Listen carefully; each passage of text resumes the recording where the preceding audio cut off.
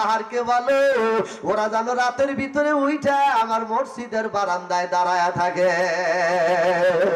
যেই জায়গায় তুমি বাউন্ডারি দিছাও গো ওই জায়গায় যেন দাঁড়ায়া থাকে। বাজান রে এই কথা বললেন, পাথর তোমরা রাইতেই উঠে যায়। ইব্রাহিম খলিল কয় মালিক হাজার হাজারন পাথরগুলি মরা, এই পাথরগুলি কেমনে উঠে আসবে? আল্লাহ কয় ইয়াউমা ইয়াকুমুর রূহ, আমি রাতের ভিতরে প্রত্যেকটা পাথরের ভিতরে জীবন দিয়া দেবা। আল্লাহ যদি পাথরের ভিতরে জীবন দিবার পারে, মরার পরে আমাদের আর একটা জীবনের হিসাব আছে। সকালবেলা ঘুমের থেকে উঠা দেখে দুই পাহাড়ের পাথর মানুষের মতো লাইন ধরে দাঁড়াইছে। জোরে খান আল্লাহর ক্ষমতা আছে না নাই? আল্লাহ পারে কি পারে না বাজান? ইব্রাহিম খলিলুল্লাহ একটা পাথরের গায়ে হাত লাগাইছে, তুলার মতো পাতলা হয়ে গেছে। দুই তিনটা করে পাথর নিয়ে নিয়ে ওয়াল বানান শুরু করে দিল। ইসমাইল দুই হাতে দুইটা পাথর নেয়, অল্প টাইমের মধ্যে বাজান ওয়ালটা হয়ে গেল।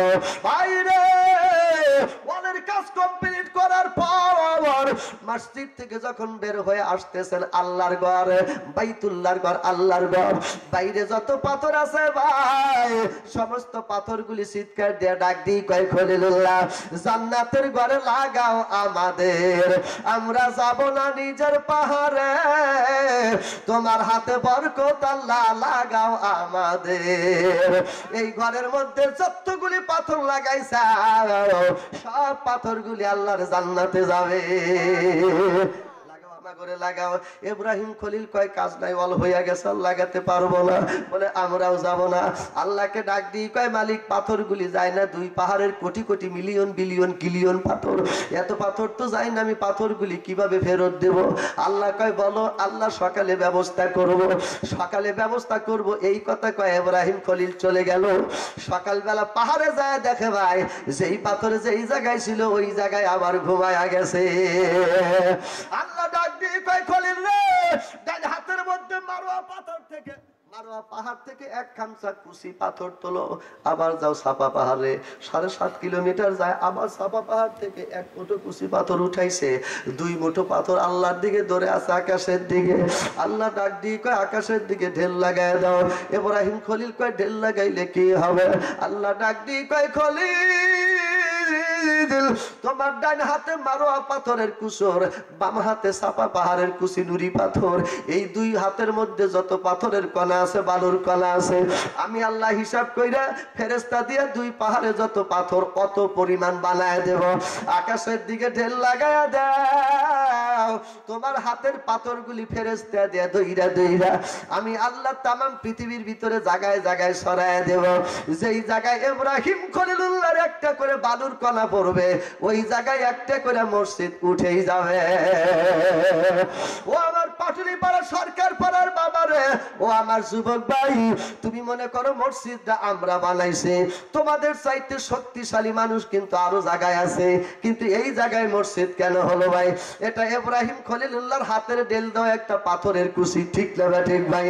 এই মসজিদের নিচে সোজা আছে ওই মসজিদ, ওই পাথরটা নিচের থেকে আল্লাহর জিকির করে। আল্লাহ কবে তুমি আমারে মসজিদ বানাইবা? বাইতুল্লাহর ঘর বানাইছাও কবে? আমারে বানাইতে তুমি দেরি করো কেন? সরকার পাড়ার মানুষকে বুদ্ধি দাও, এই গ্রামের মানুষকে তুমি বুদ্ধি দাও। আল্লাহ ধীরে ধীরে তোমার ঘরে মাথায় বুদ্ধি দিয়া এই ইব্রাহিম খলিলুল্লাহর জান্নাতের পাথর উপরে মসজিদ বানায়া দিছে। এই মসজিদে আসরের নামাজ পড়বা, শুক্রবারের দিন আসরের নামাজ পড়া ধীরে ধীরে করে টুকটুক করে চলে যাইবা। যেই জায়গায় তোমার মারে মাটি দিছাও, যেই জায়গায় তোমার আব্বারে মাটি দিছাও, যেই জায়গায় তোমার বড় ভাইরে মাটি দিছাও, আস্তে করে কবরের অলের কাছে যায় আসসালামু আলাইকুম ইয়া আহলাল কবর, দুইটা হাত বাজার ইতিমের মতো বান্দা দাঁড়ায় যাইবা। তাফসীর করে ইবনে আব্বাস রাদিয়াল্লাহু তাআলা আনহু বলেন, যতক্ষণ পর্যন্ত বান্দা কবরের কাছে তার আত্মীয়র কবরের কাছে দাঁড়ায় থাকে, মার কবরে দাঁড়ায়, বাবার কবরের ওয়ালের সাথে দাঁড়ায় থাকে, ততক্ষণ পর্যন্ত কবর থেকে শাহ নজরে চোখ দিয়া মা বাবার রূহ তাকে দেখে। একটা দোয়াও কইবা না, একটা সূরাও কইবা না, ইতিমের মতো দাঁড়ায় দাঁড়ায় মার চেহারা খানি বাসাইবে, দেখবা অমনি করে মায়ের চেহারা অটোমেটিক তোমার কলবের ভিতরে কথা বলবে। মা কিভাবে কথা বলতো বাবা, আব্বা কি সুন্দর করে কথা বলতো, আব্দুল জলিল বাজান আসো, ও কামাল বাবা আসো, গাদা তুমি কোন জায়গায় গেছো? দেখবেন বাজান কলবের মধ্যে থেকে টক টক করে মা কথা বলতেছে, মায়ের কোন জায়গায় কি চিহ্ন, মায়ের চেহারা খানি তোমার অন্তরের ভিতরে জাগবে, ঠিক যাবে ঠিক ভাই। মা নড়াচড়া করবে, তোমার অন্তরটা ওই সময় নরম হয়ে যাবে, দিলটা নরম হয়ে যাবে। মা কথা বলবে। তাফসীর করে কিবলা আব্বাস রাদিয়াল্লাহু তাআলা আনহু বলেন, যতক্ষণ পর্যন্ত বান্দা সালাম দিয়া দাঁড়ায়, মা বাবা বড় ভাইয়ের রূহগুলি ততক্ষণ পর্যন্ত তার কলবে নড়াচড়া করে। যখন দোয়া করা শুরু করে দেয়, আল্লাহর নুরানি রুমাল দিয়া বান্দার চেহারাটা ডাইকা দেয়, আর কবরবাসী তোমারে দেখতে পারে না। লাস্টে মালিক রে ডাক দিয়ে কয়, মালিক আমার কবরের ওয়ালের কাছে আমার সন্তান দোয়া করলো, ভাই দোয়া করলো, আমি কবরের রুহানি জগৎ থেকে দোয়া করে দেই, আল্লাহ ওর বংশে এমন একটা ছেলে দিও তারাও যেন মরার পরে দোয়া করবার পারে। মা বাবার দোয়া এখন পর্যন্ত বন্ধ হয় নাই বাজান। দরদের মা এই জায়গায় কার আছে, দরদের আব্বা এই জায়গায় কার আছে, কার মারা গেছে জানি না। মায়ের দরদ হলো আলাদা দরদ বাজান। গভীর রাইতে ওয়াজ করে যখন বাসায় যাইতাম, রাতের ৩টার সময় আমার ঘরের দরজা বন্ধ, মায়ের ঘরের দরজা বন্ধ। লক্ষ্য করে দেখি আমার দরদের ৭৫ বছরের মায়ের ঘরের দরজার জানালা এখনো খোলা আছে। আস্তে করে দরজার কাছে যায়া দেখি ভাই, দরদের আম্মা এখন পর্যন্ত বিছনায় ঘুমায় না। আমি বলছি, মা তামাম গ্রামের মানুষ ঘুমাইছে, রাতের ৩টা বেজে গেছে, মা এখন পর্যন্ত ঘুমাইলা না মা, কারণটা কি? মায়ে ডাক দিয়ে কয়, বেটা রে তোরে বড় কষ্ট করে মানুষ করছি, আমি মারা যাওয়ার পরে তুই জানাজা করবি, আমারে কান্দে করে কবরে নামাবি, কবরে নামানোর পরে তুই দোয়া করে দিবি। যত পাপ করছি আল্লাহর কাছে জবাব দিতে পারবো না, তুই জানাজা করে দোয়া করবি, আল্লাহর কাছে জোর করে বলবো আমার সওয়াল আমার জানাজা করছে, আমার ছেলে আমারে কবরে নামাইছে, আমার ছেলে আমার বুকে আঙ্গুল ধরে দোয়া করছে। এই জায়গায় বড় ভাই আছো ভাই, নিজের মা মারা গেছে, মায়ের জানাজার ইমামতি তুমি করতে পারো নাই, আর একজন দিয়া ইমামতি করাইছাও, মারে কবরে নামাইতে পারো নাই, মায়ের বুকের উপরে আঙ্গুল ধরে দোয়া করতে পারো নাই।